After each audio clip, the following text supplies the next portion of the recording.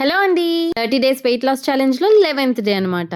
రండి నా వెయిట్ ఎంత చూసేద్దాం. మరి 11th డేకి వచ్చేసరికి నా వెయిట్ వచ్చి 57.75. డేనైతే సినమన్ వాటర్ విత్ హనీతో స్టార్ట్ చేసేసాను. అండ్ ఇది చాలా హెల్దీ కూడా. మన బ్లడ్ షుగర్ ని అండ్ కొలెస్ట్రాల్ ని కంట్రోల్ చేస్తుంది. ఇమ్యూనిటీని, డైజెషన్ ని ఇంప్రూవ్ చేస్తుంది. మరి మార్నింగ్ బ్రేక్ఫాస్ట్ వచ్చి ఫెర్మెంటెడ్ రైస్ విత్ ఉప్పు మిరపకాయ. ఫెర్మెంటెడ్ రైస్ అంటే స్టైల్ గా చెప్పాను అనుకుంటున్నారా? మన భాషలో చెప్పాలంటే సద్దన్నం. సద్దన్నం వెయిట్ లాస్ గా లావ్ అయిపోతామేమో అనుకుంటున్నారేమో.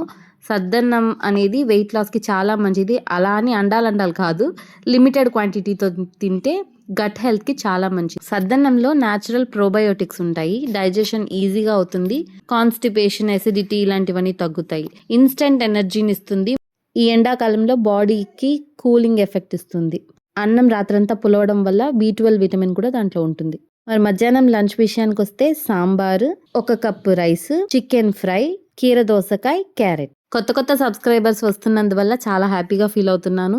అలాగే ఛాలెంజ్ ఎంతమంది స్టార్ట్ చేశారో కమెంట్ చేస్తే ఇంకా హ్యాపీగా ఫీల్ అవుతాను. మరి మీ మెసేజెస్ కోసం వెయిట్ చేస్తూ ఉంటాను.